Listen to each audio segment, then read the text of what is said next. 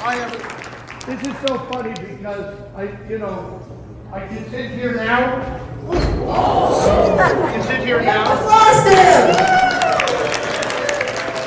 And then when everybody else comes, I'll sit somewhere. I don't need that. I'm going to defeat her.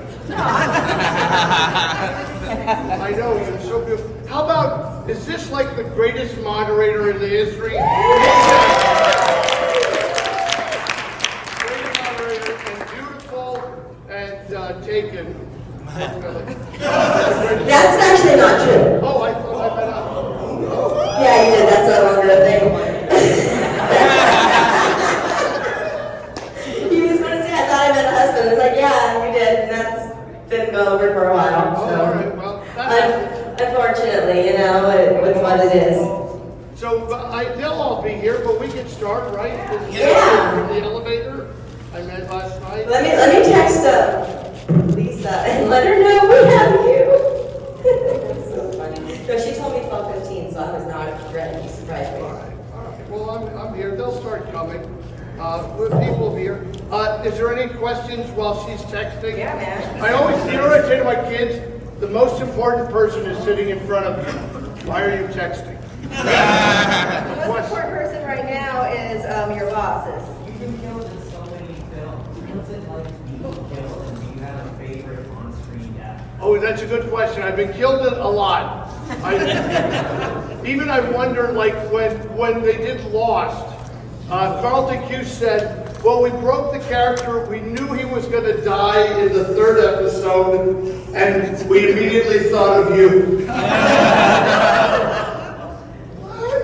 So I've had some really great deaths, but I would say the Art the Clown kill is probably the greatest experience, although nobody blew up on television before I did. So that shocked people. I did have this epiphany only recently. You guys, who likes the Rob Zombie movies too? They're so great. And I had this epiphany that these directors like to tie me to a chair, put a guy in clown face makeup, and then kill me. And I said that online, and somebody said, well, the guy, Richard Brake says, don't call me a clown. I'm like, he has a white face, he's a clown. That's like someone said, don't call me an alcoholic. Give me another beer. So yeah, I think that's a good question. What else may I answer while I'm here? I'll ask you questions if you don't ask me. Yes. That's okay, I got it now. I got a question for you, Dan, because I would really love to know about your experiences working on The Fugitive. Can we please talk, since it's a one-on-one with Dan here, not everybody, I can talk to you, I can nerd out about the things I love about Dan. This is The Fugitive, thank you, a great movie. Here's my favorite Fugitive story. One night we're doing, if you remember The Fugitive, there was a big fight at the Hilton Hotel in Chicago, and to shoot something like that, the fight and its aftermath was about a week and a half, 2 weeks of the schedule, with all the scenes at the Hilton.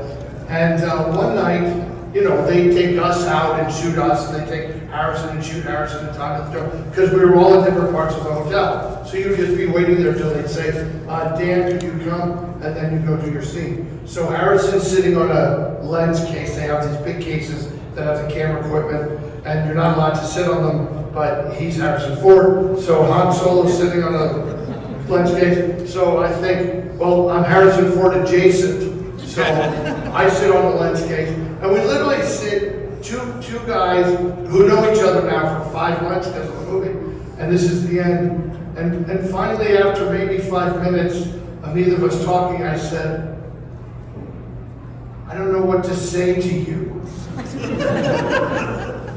And Harrison Ford goes, I understand.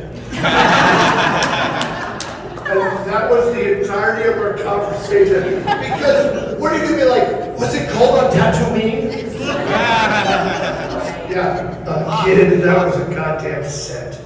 Yeah, so that's it was great. It was great. That could have been any 4 actors, and I was blessed that I was one of the 4. I love that movie so much. I live in Chicago now. I've lived there for 17 years. I'm a California girl, but I moved to Chicago.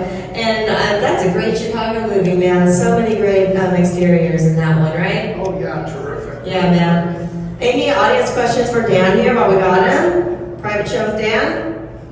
Yes, sir. Will you ever wear another Santa suit again in your life? Will you ever wear another Santa suit again in your life? I hope so. So do you know what you guys may not know? Please follow me online on Facebook, TikTok. I don't know if I'm there or it's there. They said they put it back. Instagram, I'm Mr. Roebuck. So I made a movie with my buddy Spencer Fulmer. We made a movie called Saint Nick of Bethlehem that we shot simultaneous. So I went right from the set of Terrifier in that Santa suit to my movie Saint Nick of Bethlehem in my Santa suit. And I have to tell you, I've only really technically played Santa once, and that was on Svengoolie, if you saw it. Oh my God. Yeah, I went and played Santa on Svengoolie at the same, when we were promoting everything. And Another Chicago icon. you know, another great guy, Richie Rose. I would love to play Santa Claus, you know, as opposed to a guy dressing up as Santa Claus, which is what we had in both movies. But let's say Saint Nick of Bethlehem and Terrifier 3 were on two different ends of the spectrum, just like me. So I do hope so. Yes, thank you. You had one. I was saying, is there any movie or franchise you wish you would have been killed in? Oh God, you're really obsessed with me dying. No, this is, you know, you're like my ex-wife. I think if my ex-wife, I invited her to the set of Terrifier 3, she would have been like, hit him again. He's got 2 legs, why are you only breaking 1? No, but you know, I've been in a lot of, so you guys, Michael Myers has killed me.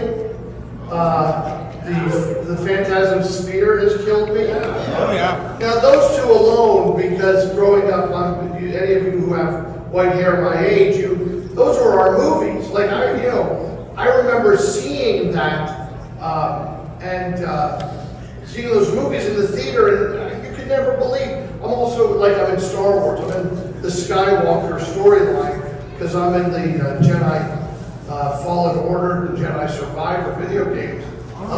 And who would have thought that if I were to turn on brothers, I'll be in this one day, you know, to some extent.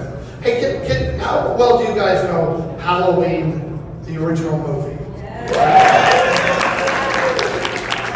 So, you may or may not know this, but I tried to come up with another way to lose money. So, I have a company called Monster General Store. You can go to monstergeneralstore.com. My buddy Pete Bregman and I have this company, and we started with the guy Brent Stalls, who makes all this fabulous dolls like I have at my table. And so we did, for Trick or Treat, we did the House of 1,000 Corpses coloring book. Like, if you get it, they have it at the Trick or Treat stand. I wrote it, Pete drew it, and it's like a 1960 coloring book, but everything's nice. It's not like, God, death and murder. It's like, you know, it's nice to pick up strangers, you know.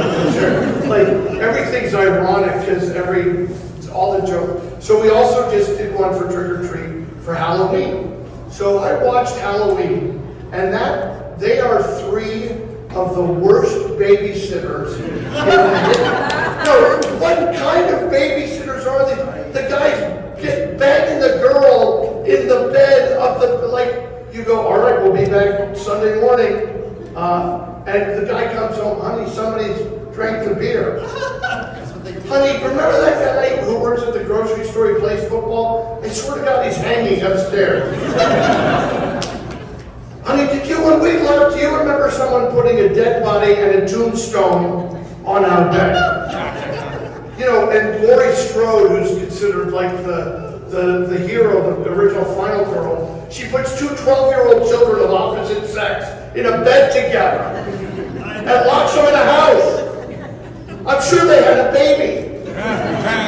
Like, these are the worst babies. Anyway, I started thinking, and by the way, the worst doctor in the history of mental illness is that idiot doctor. Should we warn people? No, don't tell anybody. Yes. Because they'll be jumping at shadows. Oh no, we don't want them jumping at shadows. We'll just have 7 people killed indiscriminately because you didn't warn anyone that a psycho's loose. Anyway, we're stuck. That's my opinion.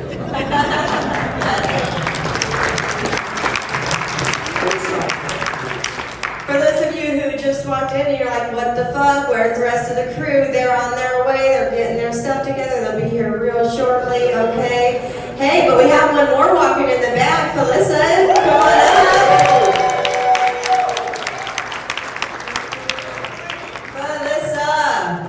Felissa and I are available because you guys haven't come to our table yet. You've been waiting in line for David.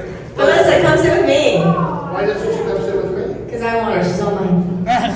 She's my wife. Yeah, I played Danny's buddy in a movie called Stream. Yes, but not anymore.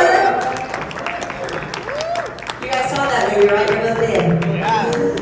It's Mike Leavy's movie, Mike and Jason, the producers of Terrifier. Can we talk about Stream? Yeah, sure. Yeah, because you know it's Terrifier Jason, right? Yeah, it's Terrifier Jason, and when you're a 61-year-old man, am I wrong? You spend a lot of time talking to your doctor about your stream. How's your stream? I never thought a doctor would ask me that question. My stream is fine, thank you.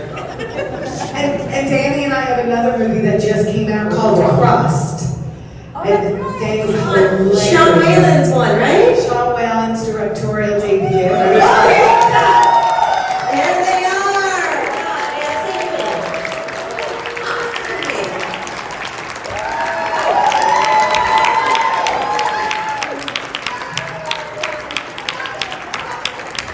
I never get to sit next to you.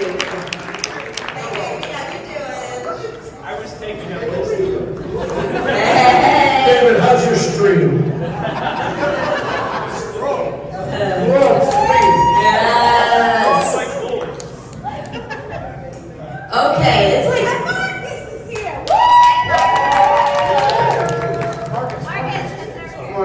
another scene.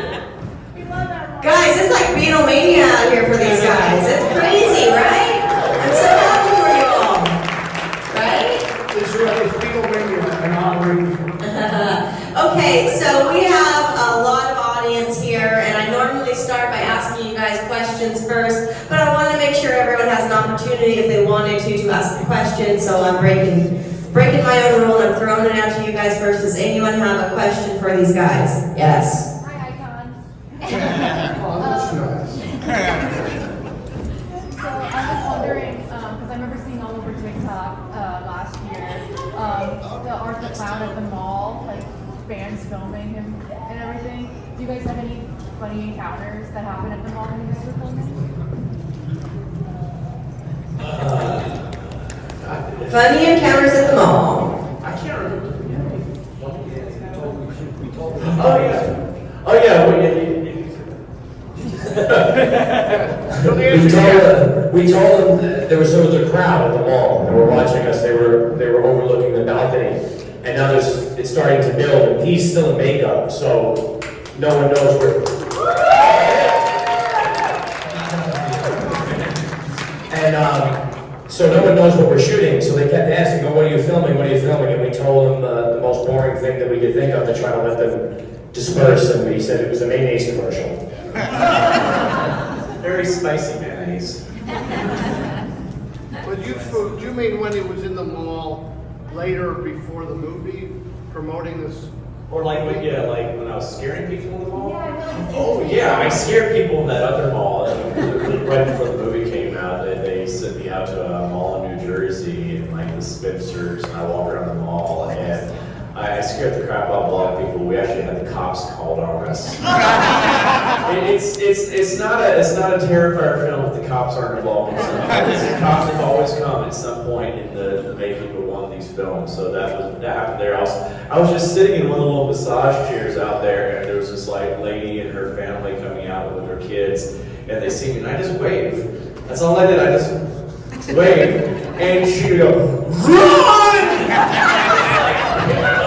One kid, the other kids just start running, but she like picks up this other kid and just starts looking, and I'm like, what did I do? But I'm like, you're smart though. You're smart. You survived it because that was your instinct. You just saw me. You got the heck out of that. Take the kids and run. Yeah. Anyone else out there? This is for anybody. Talk about Damien doing kills and stuff like the rats and vomit to push you guys. Is there anything in the script that you outright refuse to do or have to be convinced to do? Ask Damien, he's right down there. No, I have a very great team, and they just they do everything I tell them, honestly, without questioning anything. No, I feel like for me, it's not like when I read the obvious class scene, I didn't even register what I was doing in that moment. But I mean, for me, I've worked with David for a long time and I trust him implicitly. I think when I read the first script, I didn't want to do any of it. But the thing that convinced me was the fact that I was an out-of-work actor. But no, I think for me, I'm always on board and I trusted Damien very much. As an audience member, though, I'm so sad. Like when I always like, don't. I'm saying it out loud, don't do that. So even that throws me out. And I wasn't you. Ooh, he doesn't even hug me anymore. How you doing? That's fine. Okay, first, I have to shout out Daniel. I loved doing quiz when I was a kid. Oh, quiz, thank you. And second, for David, Thank you. I know Terrifier was your first movie, and I saw All Hallows Eve, and there's no comparison between you and the other Arts clowns. What makes you so expressive and talented? You connect even without saying words. So why are you so great?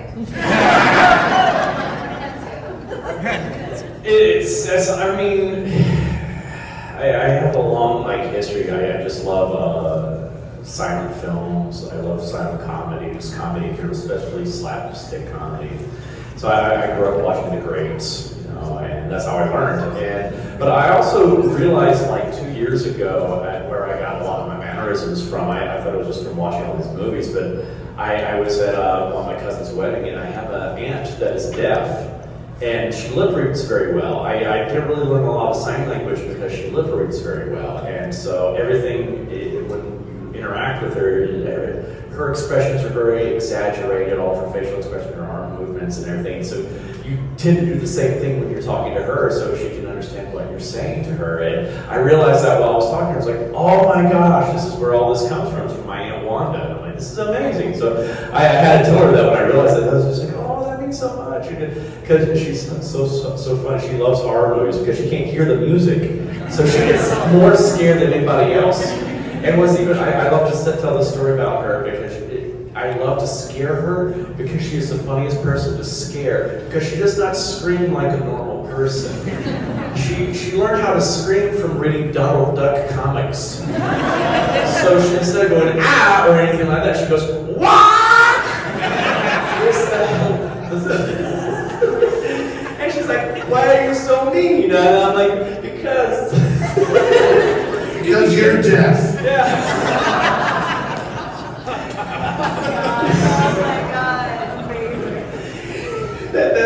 We can say that during her, she'll laugh her head off because that's how my family is. There's so many people with different disabilities in my family. My sister's mentally, physically handicapped. My mom was blind in one eye. I have, I'm on the spectrum and stuff like that. It's just we've always made fun of the unfortunate things that have befallen us in life because that's how we've dealt with it. It's instead of having those bad situations and harping on them, it's let's find the humor in it. So that's what we do. We're always making fun of each other over stuff like that. That's how I guess we cope. But so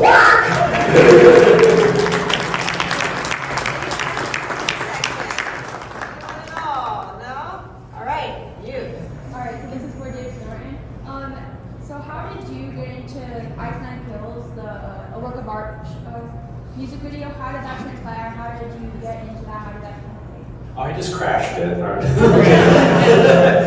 No, it's I met Spencer 2 years ago when he came to New York City to do their concert there at Madison Square Garden because he was a big fan and stuff like that. He invited us all out. We hung out with him for a few hours after the show and we instantly became buddies. And I always liked their videos because they do have such a great production value. They make a movie when they make their movie, not videos.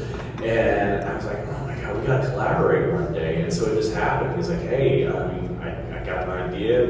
So he contacted Damien. Damien's like, that sounds cool. And so we made the video. And what was kind of fun was like when people showed up for the making of the video, they didn't know Art the Clown was involved in it. So I come walking out, and there's this whole sea of extras there, and they just thought they were there for just another Iceman Kills video. They're like, oh my God! And then I started talking, and I ruined the magic. So. I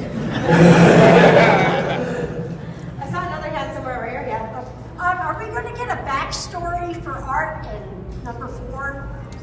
It's possible. I have no idea what Damien's writing, but I think he is going to tap into a little bit more of Art's origins in this one. And I'm curious if Jonathan's going to show back up in 4 because we don't know if he's really dead or not.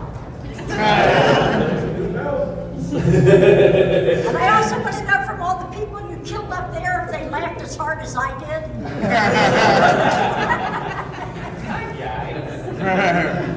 Oh, you thought it was funny? Yeah. We laughed. Oh my God, my death is hilarious. And then I came back. Well, when you watched it, it was funny watching his facial expressions. Oh, yeah. Oh, while he's killing? Yeah. He's pretty scary. Oh, there was a funny moment though that we definitely did laugh. Oh, okay, so because this is where I call myself Fart the Clown. I just remember filming, yeah, because this is when I'm coming down with the club, and I was rearing up, and I was all, and I was hoping no one heard it.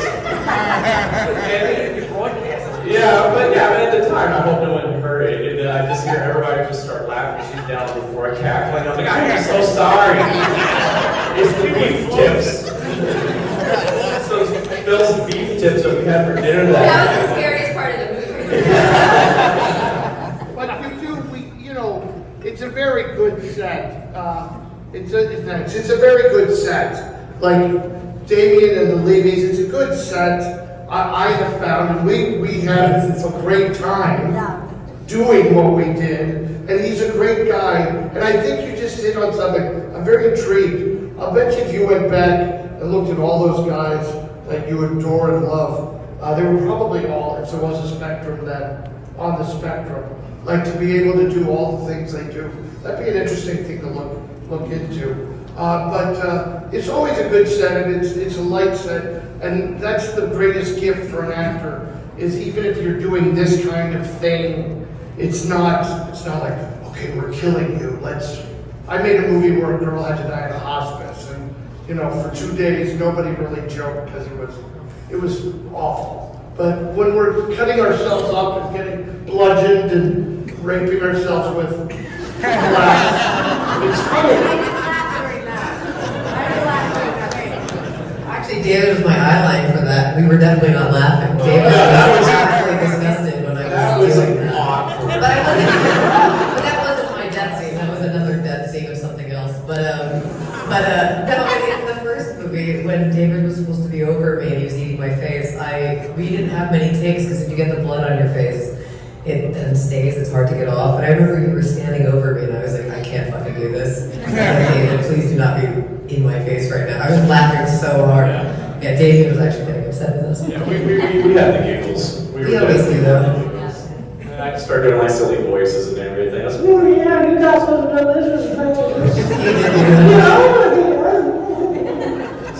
Ham cheese.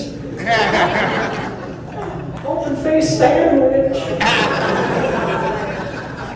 We're huge fans of Lego, and we want to know what your favorite Lego set is. I'm sorry, favorite Legos? Let's start at the end and come all the way down so everyone can talk. What's your favorite Lego? I'm a huge Star Wars fan. Obviously got tattoos of Star Wars, Yoda and Grogu, so anything Star Wars related. I don't have nothing to do with Legos. Thank you guys for coming out to the party last night. Who came out to the party, by the way? That was fucking awesome, and I'm gonna pass it on. I don't have anything to do with Legos, but I love fucking sports betting, and I'm keeping an eye on the game right now. If you guys see me with my phone, I'm not bored. I'm checking scores. I love you all.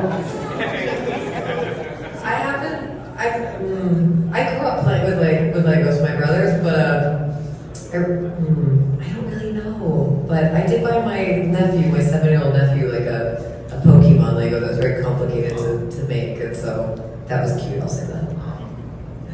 I just started doing Legos like a year ago, and I started like the flower ones. I like doing those. For Christmas, I got like the big flower bouquet. I haven't done it yet. Yeah, it's like Legos, but it's like a bouquet. So I haven't done it yet. I did like some roses, like 2 roses, but I just want this big Lego bouquet. So we'll see if I'll finish that.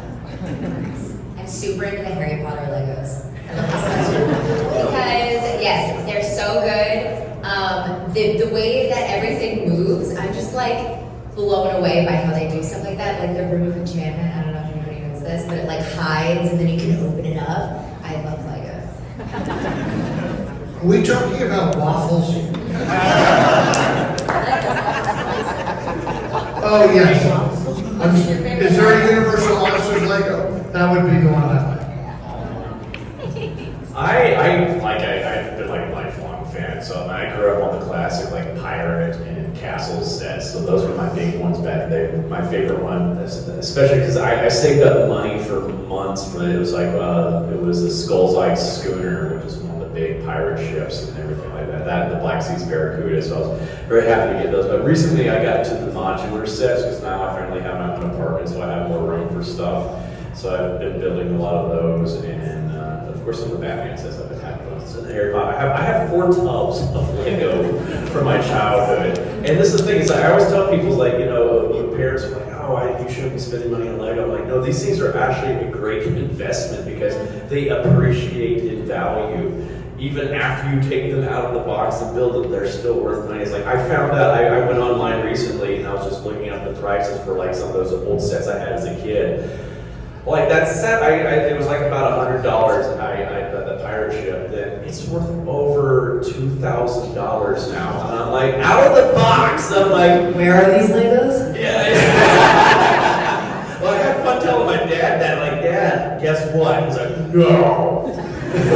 So buy your kids Lego. I like the newer, I guess, the Home Alone Lego set with the house and everything. I'm a huge. Sorry, Dan. I just realized. I'm sorry, Dan. You got your Christmas movie. You got your Christmas ending. So yeah, pass.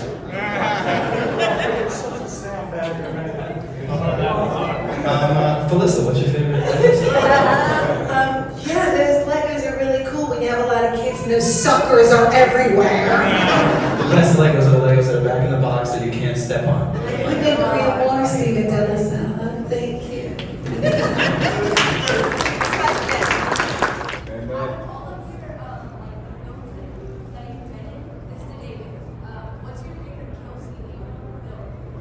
My favorite kill scene so far was with Danny over here. Sorry,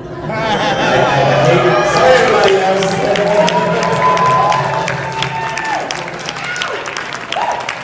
I had so much fun with it. Plus, I think it's such a fun, creative kill, and it's like, because it's like I felt like a Batman villain in that when I'm freezing the guy and making him into a human snowman. And what I don't realize, like, we actually were going to go even further with it. We just literally ran out of time with that kill scene. I was not just going to stick the carrot in his nose. I was also supposed to take 2 things of coal, light them on fire, and shove them into his eye. But we ran out of time. But still, it looked so cool. No pun intended. But we had so much fun, too. Yeah, Clint and Brett, the whole entire scene is my favorite scene I've filmed so far in this. It's like we just played for several days, and like Damon's even like, yeah, I have this script here, but you guys just do whatever. Do what you do. And like Danny over here, he's great at just coming up with things, and he knows how to like be a great scene partner and throw you the joke, and he's just constantly coming with some great dialogue, and he'll just give me so many things to work with. And I loved it. It was so much fun.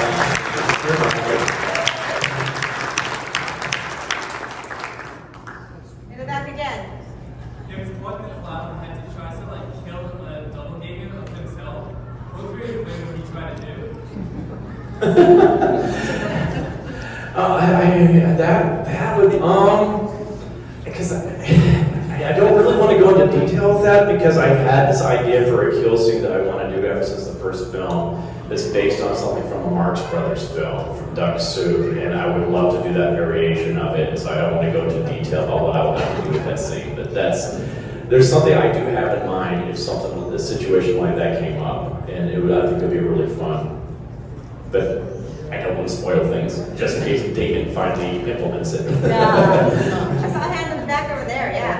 Amazon sales just went up with Duck Soup in an hour. Yeah. Thank you, Marx Brothers. Well, first, I want to say thank you all of you guys for being here. We love you, and I know I speak for everybody. And my next question is for David. Since you are art and embody it perfectly, if art could speak, what would his first words be? Fuck.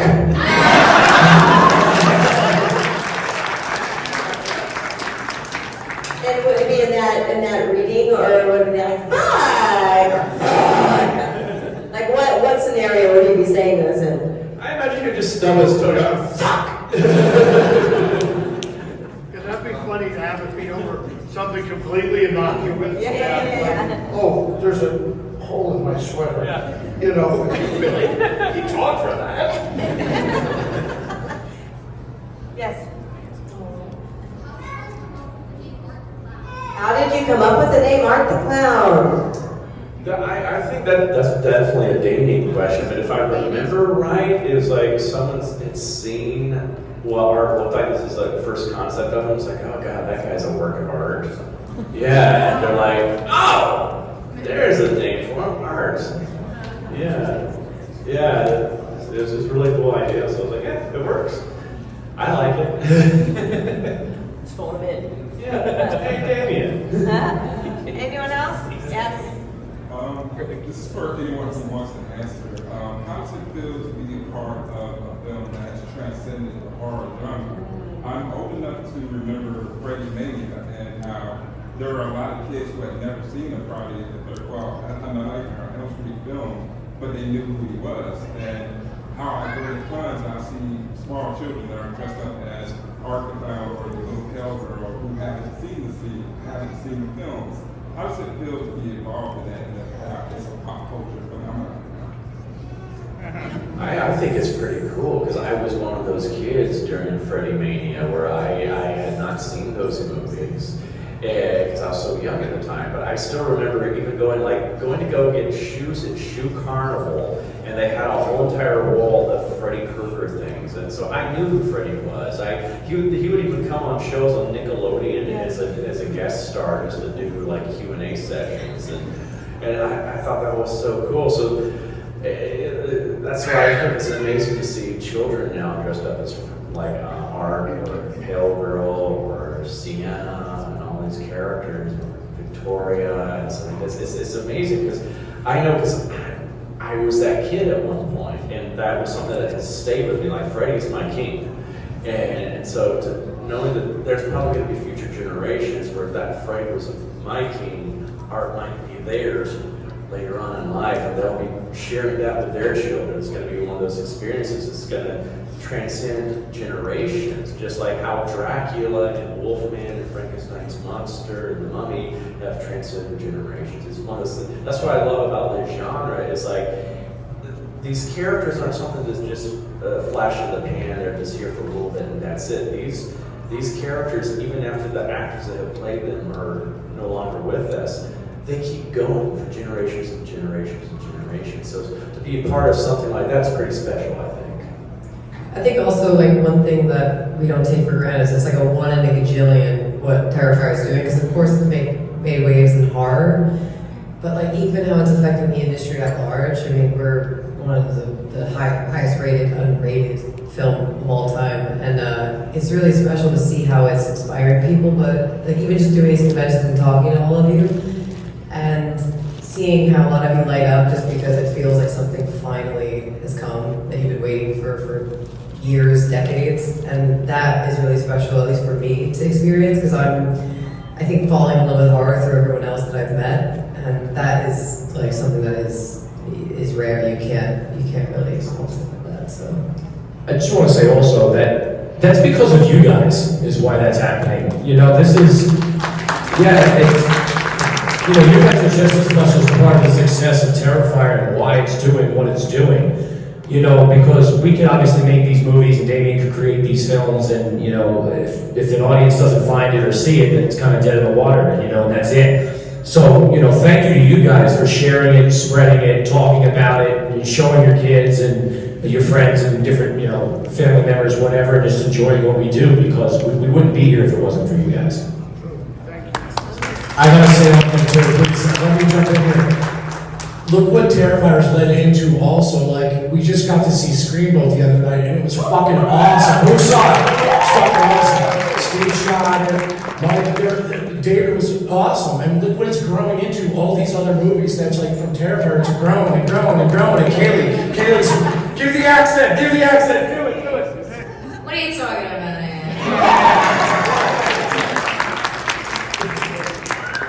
Speaking of that accent, wouldn't she be an amazing Harley Quinn?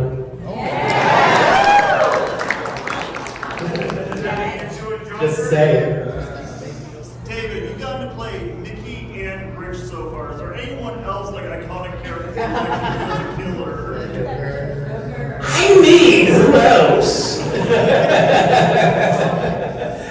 But I think another one that I think would be fun to reboot is, or bring back and do it like a comic book version of it, was The Mask. Because the original Dark Horse comic version was very violent and gory and bloody, and I think maybe not do it as a movie, but do it as a series, because in the comic series, different people took on the mask, and so you had different versions of that character depending on their personalities. Like Stanley was pretty much a sadistic killer, but then eventually Callahan takes over and he becomes like the more heroic Mask, which is cool. So I think that would be a fun character to bring back somehow.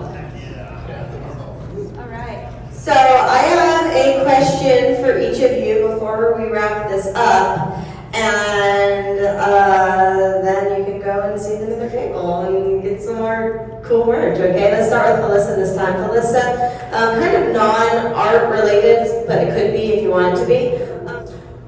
Can you tell me something important that you've learned on a set, Amy set, that you still carry with you today? No, I cannot. I'm sure you can. I would have to say, having been on a few sets, just a few, just a couple, and especially like being on set with all of them. The most important thing when you're on set, because you're making a movie, it's crazy, there's a lot going on, it's fast, so much is happening at once. But the most important thing, and I always say this, especially when I'm producing, is gratitude. Let's remember we're all so lucky to be there, and positivity, and just keeping love in your heart for one another, because it can go sideways real quick. So just taking care of all of our family and all of our people is most important. Steven? To take along on that, I think it's people. It's kind of, yes, it's having the right people around you, because as she said, it is very difficult. There are long hours, there are lots of problems. There's always things coming up that you don't know how to handle, so you need the people with you who you know how to handle it with and who will support you and get you through it. So I think that's the biggest thing we've learned, and that's why you see us sticking together so much, and hopefully we can keep sticking together in the future. It's the most sentimental I've ever heard him ever. So I don't even know he can fucking speak. But what I learned on set, on anything he said, yeah, something important. You know, dealing with different personalities, because in this business there's so many different walks of life and backgrounds and culture and, you know, ideologies and things. So just dealing with different people, and, you know, obviously I also have the pleasure of directing movies as well. Other than producing, yeah. So like Extreme, everybody's seen Extreme. Awesome. Many people haven't seen it. You hear the response, so get on it. But yeah, you just get to learn how to kind of talk with people, and you apply that to your everyday life. And so for me, that's been pretty much the most valuable in, you know, what I've learned.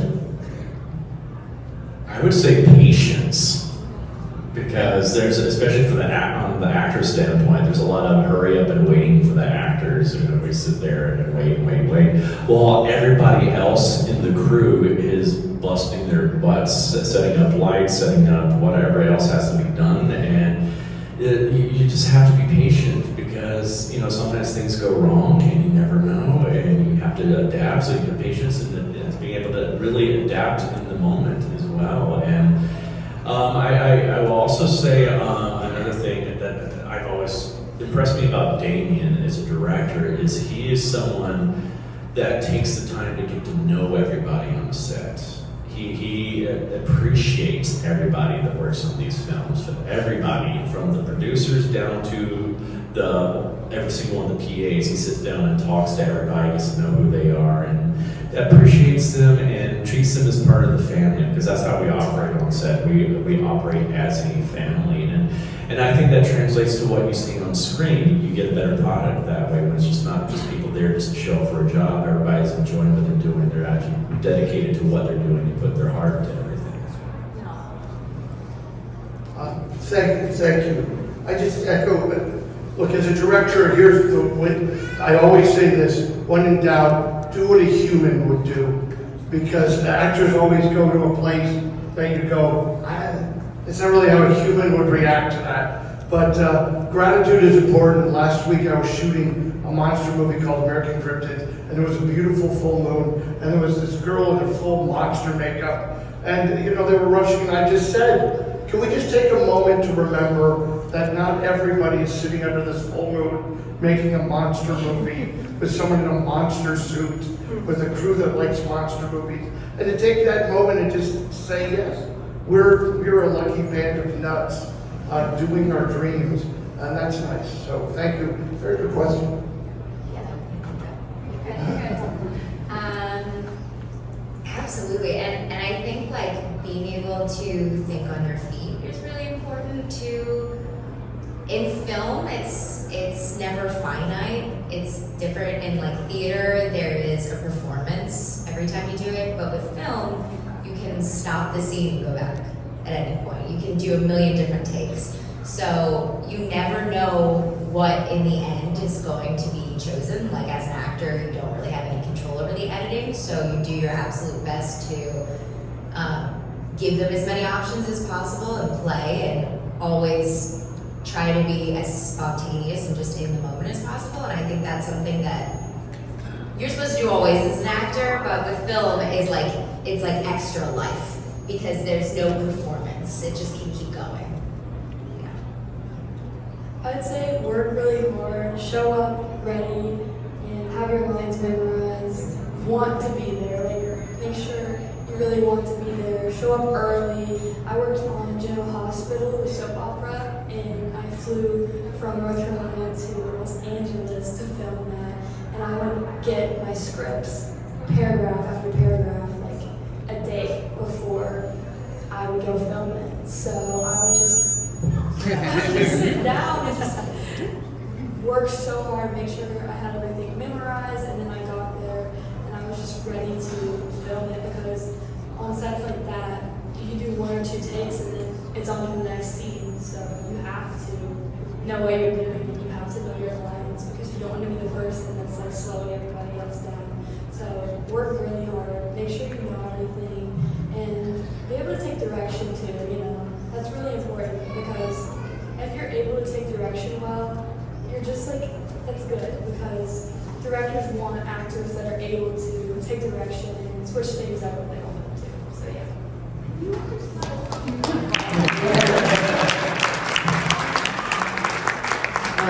I agree in second, triple, everyone from gratitude to collaboration to being prepared. I would say that the greatest lesson I've ever learned is really just by watching Damien. And that is definitely very true, because he's such a person with integrity, and that's really hard in our industry, but also in life. Sometimes, you know, you can't always make the best choice. You've gotta, you gotta take the money, or you gotta go and, do something necessarily that doesn't serve the art form, and which makes complete sense. But Damien's someone who, over 10 years, but even prior to knowing him with All Hallows Eve, who's always put the art first. He's an artist at heart, and he really cares. And he's had so many opportunities that he's passed and made his life hard for a few years just because of the work, and he's kept us all together when he could have been recast and gone to Hollywood. So I struggle with that, you know, as a director, writer, and actor, to be someone with integrity and always put the work first and put our team first and our collaborators first. And he is someone that has done that time and time again. So that would be my answer.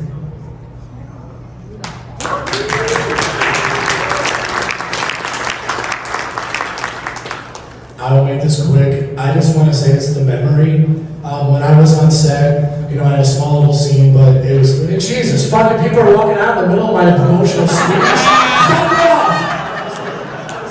I'm just kidding.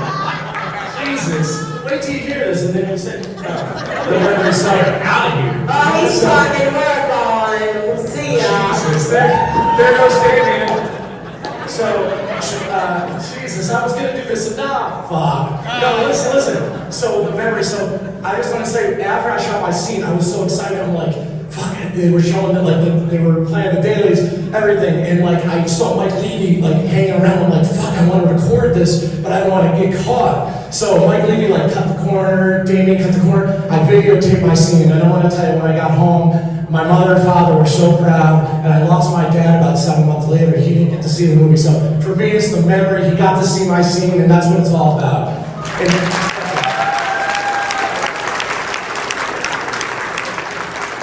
to be surrounded by all these amazing people is what it's really all about, and I love you. Are you crying? Oh. I love her so much. They missed out. I love you. I love you too. I bet those people walked out really feel like this. I was waiting for the joke. I was going to yell at you for taking the footage, ask you for it back, and as I'm about to come in, you're like, yeah, then my dad died. I got to show him, like, fuck. Sinking in my chair. Before Marcus goes on, you already brought up Home Alone. Why not talk about my dad? Go ahead. So like Greg, I'm going to share a personal experience, and this has changed my life. I met these guys at a convention a few years ago. We hit it off. They got me into the game with Terrifier 2, but what I learned the most is when you find good people, crew, cast and crew, that are loyal to the project, are loyal to each other, the collaboration is just seamless. I mean, it's challenges on set, but just to see how they adapt and overcome and trust each other and get the job done, and everybody is having fun. It's just a beautiful thing to watch. And I will say for Stream, I mean, these guys, they took care of me. I was in the hospital for 2 months with COVID and went straight to set, and they looked after me. And for the rest of my life, I'll forever be loyal to them for that. So.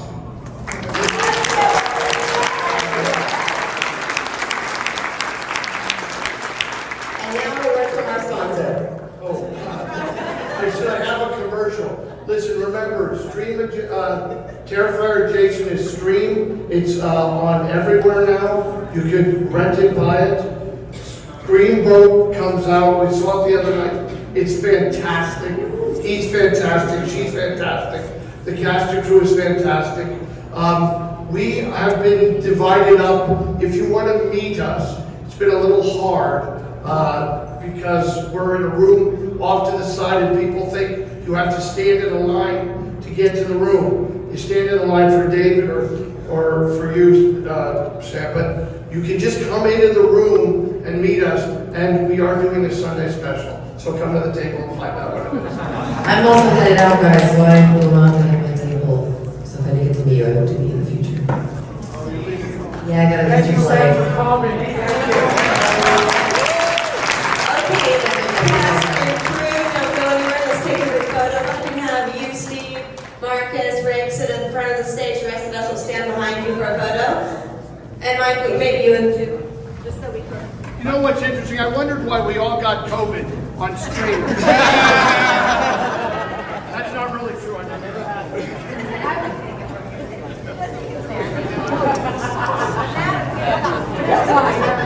Everyone, are we all in? Ready? Mashed potatoes.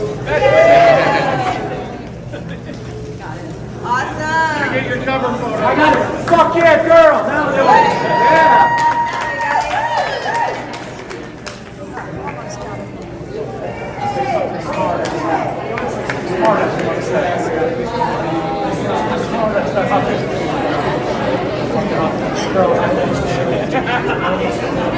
Yeah.